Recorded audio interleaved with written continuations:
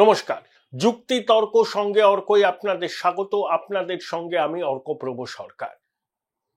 এই বছর জুন মাসে শেখ হাসিনা মন্তব্য করেছিলেন সংবাদ মাধ্যমে যে মায়ানমারের একটা অংশ, ভারতের মিজোরাম মণিপুরের একটা অংশ এবং চট্টগ্রাম হিল ট্র্যাক্টকে নিয়ে একটা আলাদা খ্রিস্টান রাষ্ট্র বানানোর পরিকল্পনা হচ্ছে। একজন সাহেব তার কাছে এসেছিলেন, সেই সাহেব শেখ হাসিনাকে অনুরোধ করেছিলেন যদি মার্কিন বিমান ঘাঁটি বানানোর অনুমতি শেখ হাসিনা বাংলাদেশের মাটিতে দেন তাহলে আজন্ম তিনি প্রধানমন্ত্রী থাকতে পারবেন। শেখ হাসিনা প্রকাশ্যে বলেছিলেন। আপনাদের ইস্ট তিমোরের কথা মনে আছে? ইন্দোনেশিয়া ভেঙে তৈরি হয়েছে, 12-13 লক্ষ মানুষের বাস, তার মধ্যে 97% প্রোটেস্টান্ট, সামান্য কিছু ক্যাথলিক এবং মুসলিম সম্প্রদায়ের মানুষ খুব কম, কিন্তু ন্যাচারাল রিসোর্স প্রচুর আছে এবং আমেরিকা প্রচুর আর্থিক সাহায্য করে। চীন ভারতের নাকের ডগায় এরকম একটা খ্রিস্টান স্টেট থাকলে আমেরিকার স্বার্থ সুরক্ষিত থাকে। দেখুন, আমাদের মিজোরামের মুখ্যমন্ত্রী লালডুহোমা সেপ্টেম্বর মাসে আমেরিকায় গিয়েছিলেন। তিনি বলেছেন যে আমি জো কমিউনিটির ঐক্য যাতে হয় সেজন্য আমেরিকায় গেছিলাম, তাদের আমন্ত্রণ স্বীকার করেছিলাম। ওখানে জো কমিউনিটিতে একটা সবাই তিনি বক্তব্য রাখেন। 4 নভেম্বর সেই বক্তব্যটা ভাইরাল হয়। তাতে তিনি বলেছেন যে মায়ানমারের চীন কমিউনিটি, মিজোরামের জো কমিউনিটি আর চীন জো এরা তিনটে দেশের মধ্যে ভাগ হয়ে আছে। চট্টগ্রামে আছে, মায়ানমারে আছে আর ভারতে আছে। ভারতে মানে ওই চূড়াচাঁদপুর অনওয়ার্ডস কুকি, মিজোরামে জো আর এদিকে চীন। তারা একটা অ্যাডমিনিস্ট্রেশনের আন্ডারে হয়তো কোনোদিন আসবে। ভারত সরকার ভারত মায়ানমার সীমান্তে কাঁটাতারের বেড়া দিতে চাইছে। লালডুহোমা বলেছেন যে নীতিগতভাবে তিনি এটাকে সমর্থন করেন না, কিন্তু কেন্দ্রীয় সরকার সিদ্ধান্ত নিলে তার কোনো করণীয় নেই। আসলে মিজোরামের মানুষ মায়ানমারের 16 কিলোমিটার ভিতরে প্রবেশ করতে পারে ভিসা পাসপোর্ট ছাড়া, আবার মায়ানমারের মানুষ মিজোরামের ভিতরে 16 কিলোমিটার আসতে পারে। তো 11 নভেম্বর কুকি জঙ্গিদের সঙ্গে সিআরপিএফ এর সংঘর্ষে 11 জন কুকি মারা গেছেন, জঙ্গি, এই মণিপুরে। তাহলে ওখানকার জঙ্গিদের প্ল্যান হচ্ছে ইম্ফল ভ্যালি ছেড়ে দিন, তারপরে যে পাহাড়ি ট্র্যাক্ট চূড়াচাঁদপুর অনওয়ার্ডস, ওখানটা মিজোরাম, চট্টগ্রাম হিল ট্র্যাক্ট এবং মায়ানমারের একটা অংশকে নিয়ে জেলিঙ্গাম তৈরি করা, অর্থাৎ ল্যান্ড অফ ফ্রিডম। এইখানেই গুরুত্ব হচ্ছে চট্টগ্রামে। দেখুন, চট্টগ্রামে একসময় না 99% হিন্দু আর বৌদ্ধ সম্প্রদায়ের মানুষ ছিল। চট্টগ্রাম তো পাকিস্তানের অন্তর্ভুক্ত হতো না। সর্দার প্যাটেল নেহেরুকে বলেছিলেন এই বিষয় নিয়ে মাউন্টব্যাটেনের সঙ্গে কথা বলতে। মাউন্টব্যাটেন প্রথমে সম্মতি দিয়েছিলেন, তারপরে র্যাডক্লিফ যে বাউন্ডারি তৈরি করে তাতে কিন্তু চট্টগ্রামকে পাকিস্তানের অন্তর্ভুক্ত করে দেওয়া হয়। তারপর সর্দার প্যাটেল আবার অনুরোধ করেছিলেন নেহেরুকে, কিন্তু নেহেরু বলেছিলেন যে এই একটা ছোট্ট ভূখণ্ডের জন্য আমি পাকিস্তানের সঙ্গে লড়াই করব। দেখুন, কাশ্মীরের সমস্যাও নেহেরুজির জন্য মেটেনি, আর এই চট্টগ্রামের সমস্যাও না মেটানোর পিছনে রয়েছেন পণ্ডিত নেহেরুর অদূরদর্শিতা।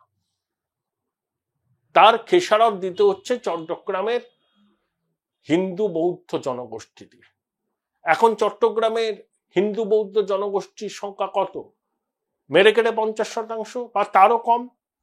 একসময় সেটা ছিল 97-98%। ধীরে ধীরে অনেকে ভারতে পালিয়ে এসছেন, অনেককে জোর করে ধর্মান্তরিত করা হয়েছে। আবার বাংলাদেশের সরকার সচেতনভাবে সেখানে ডেমোগ্রাফিক পরিবর্তন করেছে। কিন্তু চট্টগ্রামে সম্প্রতি হাজরাগলিতে যে ঘটনা ঘটলো, সেনা এবং পুলিশের যৌথ বাহিনী যেভাবে সনাতনীদের উপর অত্যাচার চালালো, তখন অনেকেই প্রশ্ন তুলছেন ভারত সরকার কি সব দেখে শুনে মুখ বুজে বসে থাকবে? দেখুন, ভারত সরকার যা করবে কূটনীতিক পথে। ভারত সরকার কোনো সেনা অভিযান এই মুহূর্তে করবে না, অদূর ভবিষ্যতেও করবে বলে আমার মনে হয় না। কারণ ভারতের একটা শান্তিকামী সম্প্রসারণবাদ বিরোধী রাষ্ট্র হিসাবে দুনিয়ায় মর্যাদা আছে। ভারত রাশিয়ার মতো ক্রিমিয়া দখল করে নেবে না, ইউক্রেনকে আক্রমণ করবে না, করা উচিত নয়। কারণ একদিকে আমাদের জম্মু কাশ্মীর ফ্রন্টে মিলিটেন্টদের সঙ্গে লড়াই করতে হচ্ছে, চায়নার সঙ্গে টেনশন, আবার একটা নতুন ফ্রন্ট কেন আমরা খুলবো? আর খুলবও বা কেন? ভারতবর্ষ তো যুদ্ধবাজ দেশ নয়, সম্প্রসারণবাদ তো ভারতের লেক্সিকনে নেই। ভারত শান্তি, আঞ্চলিক সুস্থিতি, নিরাপত্তা এবং ধর্মীয় সংখ্যালঘুদের নিরাপত্তার দাবিতে সোচ্চার, সেটা কূটনৈতিক পথেই করা হবে। আর পরিস্থিতি যদি হাতের বাইরে বেরিয়ে যায় তখন সিদ্ধান্ত নিতে হবে। কূটনীতিতে কোনো সিদ্ধান্ত তো একেবারে চিরস্থায়ী নয়, change is the only constant. কিন্তু এখন যা পরিস্থিতি, চট্টগ্রাম নিয়ে পররাষ্ট্র মন্ত্রক উদ্বিগ্ন, তারা ব্যাক চ্যানেল করছে, ইউনূস সরকারের উপর চাপ সৃষ্টি করা হচ্ছে, আন্তর্জাতিক মত গঠনের চেষ্টা হচ্ছে যাতে বাংলাদেশে ধর্মীয় সংখ্যালঘুদের উপর নিপীড়ন বন্ধ হয়। কিন্তু বাংলাদেশে যে সরকার আছে তার মধ্যে জঙ্গি এলিমেন্ট আছে, রাডিকাল ইসলাম আছে, তারা ধর্মীয় সংখ্যালঘুদের দ্বিতীয় শ্রেণীর নাগরিক মনে করেন। এই যে হাজরা গলিতে আপনার সোনা এবং ওষুধের পাইকারি ব্যবসা হয়, প্রতিদিন কয়েকশো কোটি টাকার লেনদেন, এবং সেই ব্যবসার 90% সনাতনীদের দখলে। এখন সনাতনীদের ভয় দেখিয়ে যদি সেই ব্যবসা নিজেদের নামে লিখিয়ে নেওয়া যায়, যদি এমন পরিস্থিতি সৃষ্টি করা হয় তারা দেশ ছাড়তে বাধ্য হন, তখন তাদের সেই ব্যবসা সম্পত্তিটা তো দখল করা যাবে। এটা একটা উদ্দেশ্য, সেটা আমরা জানি। কিন্তু এই মুহূর্তে অনেকে বলছেন যে ভারত কেন অভিযান চালাচ্ছে না। না, সেনা অভিযান কোনো সলিউশন নয়। Join Indian Institute of Hotel Management now. Right choice, right decision. আমরা রাশিয়া নই, ক্রিমিয়া অ্যানেক্স করে নেব। আমরা চীন নই, তিব্বত দখল করে নেব গায়ের জোরে। পণ্ডিত নেহরু সুযোগ হারিয়েছিলেন, সর্দার প্যাটেল চেয়েছিলেন চট্টগ্রামের ভারত মুক্তি। তা পণ্ডিত নেহরুর এই ভুলের খেসারত আমাদের দিতে হচ্ছে। তা বলে কি চট্টগ্রামের মানুষকে তাদের ভাগ্যের উপর ফেলে রাখবে ভারত? একদমই না। আন্তর্জাতিক মহলে জনমত তৈরি করা হবে। এরকম চলতে থাকলে বাংলাদেশের সরকারের উপর আর্থিক নিষেধাজ্ঞা আরোপ হবে। এখন তো গ্লোবালাইজড ওয়ার্ল্ড, বাংলাদেশ গার্মেন্ট রপ্তানি করে, সেই অর্ডার যদি তারা না পায়, বাংলাদেশের কর্তা ব্যক্তিদের উপর যদি ভিসা রেস্ট্রিকশন চালু হয়, সেনা কর্তাদের যদি অন্য দেশে যাওয়ার ভিসা না দেয়া হয়, বাংলাদেশ যাতে অত্যাধুনিক অস্ত্রশস্ত্র কিনতে না পারে অন্যান্য দেশ থেকে, সেটা নিশ্চিত করা যায়, তাহলেই দেখবেন বলে ঠেলার নাম বাবাজি, একেবারে ইউনূস প্রশাসন লাইনে চলে আসবে। ধর্মীয় সংখ্যালঘুদের পাশাপাশি মুক্তমনা অসাম্প্রদায়িক বাংলাদেশের মানুষদের সুরক্ষা তারা নিশ্চিত করবে।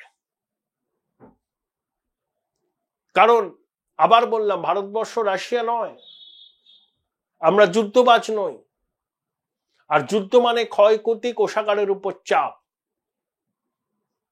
আমরা তৃতীয় বৃহত্তম অর্থনীতি হওয়ার দিকে এগোচ্ছি, আর 20 বছর 25 বছর লাগবে। এখনই ভারতবর্ষের যা ক্লাউড বিশ্বে, যখন তৃতীয় বৃহত্তম অর্থনীতি হব স্বাধীনতার 100 বছরের পূরণে, তখন তো এখনো আমরা নেতৃত্ব দিই দক্ষিণ পূর্ব এশিয়ার, তখন তো আমাদের কথাই হবে আইন। তাহলে অপেক্ষা করতে হবে। হ্যাঁ, তার মানে এই নয় আবার বলছি যে বাংলাদেশের ধর্মীয় সংখ্যালঘুদের একেবারে নিজের ভাগ্যের উপর ছেড়ে দিয়ে ভারত হাত পা গুটিয়ে বসে থাকবে, একদম নয়। এই উপমহাদেশে হিন্দুদের রক্ষাকর্তা ভারত, যশস্বী প্রধানমন্ত্রী নরেন্দ্র মোদী, হিন্দু হৃদয় সম্রাট, তিনি যা করার করবেন। এক, কূটনৈতিক পথে বাংলাদেশের উপর নিরন্তর চাপ দেওয়া। 2, তাতেও যদি পরিস্থিতি না হয়, বাংলাদেশের উপর আর্থিক স্যাংশন যাতে জারি করা হয় তার জন্য ভারত লবি করবে। 3, বাংলাদেশের রাজনৈতিক নেতৃবৃন্দ এবং সেনা কর্তারা যাতে বিদেশে যেতে না পারেন, বিভিন্ন দেশ যাতে তাদের ভিসা না দেয় সেই জন্য ভারত তৎপর হবে। 4, বাংলাদেশ ভারতের উপর সব দিক থেকে নির্ভরশীল। ভারত থেকে পণ্য না গেলে বাংলাদেশের কি অবস্থা হয় সেটা বাংলাদেশের মানুষ জানে, কারণ 3 দিক থেকে ভারত দিয়ে ঘেরা। সেই পণ্য রপ্তানির ক্ষেত্রে ভারত কঠোর বিধিনিষেধ আরোপ করবে। 5, আনসারুল্লাহ বাংলার যে প্রধান ছিল, যাকে আসিফ নজরুল প্যারোলে মুক্তি দিয়েছে, এখন সে বোধহয় জামিনই পেয়ে গেছে, সে বেরিয়েই উত্তর পূর্ব ভারত থেকে বেরিয়ে আসবে ইত্যাদি ইত্যাদি হুমকি দিচ্ছে, রক্তাক্ত করার হুমকি দিচ্ছে। ভারত বলবে এই সব জেহাদি জঙ্গিদের আবার জেলের ভিতর পাঠাতে হবে, এদের আন্তর্জাতিক অপরাধী হিসাবে গণ্য করতে হবে। 5, 6, ডোনাল্ড ট্রাম্প 20 জানুয়ারি পর মার্কিন প্রেসিডেন্ট। ন্যাশনাল সিকিউরিটি অ্যাডভাইজার হচ্ছেন মাইক ওয়ালজ, ভারত বন্ধু, ইন্ডিয়া ককাসের সদস্য, র্যাডিক্যাল ইসলামের বিরোধী, আফগানিস্তান থেকে মার্কিন সেনা প্রত্যাহারের ঘোর বিরোধী ছিলেন তিনি এবং অজিত দোভাল, মাইকের কাউন্টার পার্ট অজিত দোভাল, তারা নিজেদের মধ্যে আলোচনা করে অবশ্যই বাংলাদেশের ধর্মীয় সংখ্যালঘুদের নিরাপত্তা যাতে সুনিশ্চিত করা যায় তার জন্য উদ্যোগী হবে। ইতিমধ্যে দিওয়ালির দিন ট্রাম্প এক্স হ্যান্ডেলে পোস্ট করে চট্টগ্রামের ঘটনা নিয়ে উদ্বেগ প্রকাশ করেছিলেন, বলেছিলেন তিনি ক্ষমতায় থাকলে এসব হতো না। আবার 10ই নভেম্বর শহীদ নূরের স্মরণ সভাতে কয়েকজন বাংলাদেশের মানুষ, হতে পারেন তারা আওয়ামী লীগের সমর্থক, ট্রাম্পের পোস্টার নিয়ে রাস্তায় বেরিয়েছিল, তাদেরকে যেভাবে হেনস্থা করা হয়েছে, মারধর করা হয়েছে, এটাও ট্রাম্প প্রশাসন ভালোভাবে দেখেনি। ডোনাল্ড ট্রাম্প এই নিয়েও টুইটারে নিজের ক্ষোভ উগরে দিয়েছেন। তাহলে 6টা পথ তো রয়েছেই। এরপরেও যদি পরিস্থিতি দেখেন সম্ভব হচ্ছে না, তখন অন্য কিছু ভাবতে হবে। দেখুন, বাংলাদেশের সেনাপ্রধান ওয়াকারুজ্জামানের সঙ্গে আমাদের সেনাপ্রধান যে ভার্চুয়াল বৈঠকটি করেছিলেন না, তো আমাদের সেনাপ্রধানের পিছনের দেওয়ালে মুক্তিযুদ্ধে ডিসেম্বর মাস 71-এ বাংলাদেশের এই পাকিস্তানের সেনাবাহিনী জেনারেল অরোরার কাছে যে আত্মসমর্পণ করছে সেই ছবিটা টাঙানো ছিল। ছবি অনেক কথা বলে, কোনো সম্ভাবনাই রুল আউট করা যায় না। Change is the only constant. কিন্তু আবার বলছি, ভারত যুদ্ধবাজ দেশ নয়। ভারত শান্তি সুস্থিতি চাই উপমহাদেশে, স্বাধীন সার্বভৌম গণপ্রজাতন্ত্রী বাংলাদেশে গণতন্ত্র ফিরুক, সংখ্যালঘু সম্প্রদায়ের জীবন এবং সম্পত্তি নিরাপত্তা থাকুক, এবং বাংলাদেশের মুক্তমনা অসাম্প্রদায়িক মানুষও যেন ভালো থাকে, নিরাপদে থাকেন, সেটাও সুনিশ্চিত করার জন্য বাংলাদেশ সরকারের উপর ভারত তো চাপ দেবে এবং দিচ্ছেও, কূটনৈতিকভাবে দিচ্ছে, এবং বিশ্বজুড়ে প্রয়োজনে মতামত তৈরি করতে হবে। বাংলাদেশের অন্তর্বর্তী সরকারের আমলে ধর্মীয় সংখ্যালঘু এবং অসাম্প্রদায়িক মানুষের নিপীড়নের বিরুদ্ধে আমার মনে হয় তাতেই কাজ হবে, তাতেই কাজ হবে। এ ভারত নতুন ভারত, যারা ভারতকে এখনো বুঝতে পারছেন না তারা কানাডার এক্সাম্পলটা দেখুন। চোখ রাঙিয়েছিল, ও তো উন্নত দেশ, ন্যাটোর সদস্য, 5i এর সদস্য। ট্রুডো এখন ব্যাকট্র্যাক করেছে, ওর দেশেই লোকে ট্রুডোর সমালোচনা করছে। আর কানাডাতেও নির্বাচন আসছে, ট্রুডো যাবে। আমেরিকায় কনজারভেটিভরা জয়ী হয়েছেন, কানাডাতেও হবে। আমেরিকার রায়টা কি জানেন? র্যাডিক্যাল ইসলামের বিরুদ্ধে, এনজিও কালচারের বিরুদ্ধে এবং লেফট লিবারাল মতাদর্শের বিরুদ্ধে আমেরিকার মানুষ রায় দিয়েছেন। এই রায়কে একজন সাধারণ দেশপ্রেমিক ভারতবাসী হিসাবে আমি সর্বান্তকরণে স্যালুট জানাই।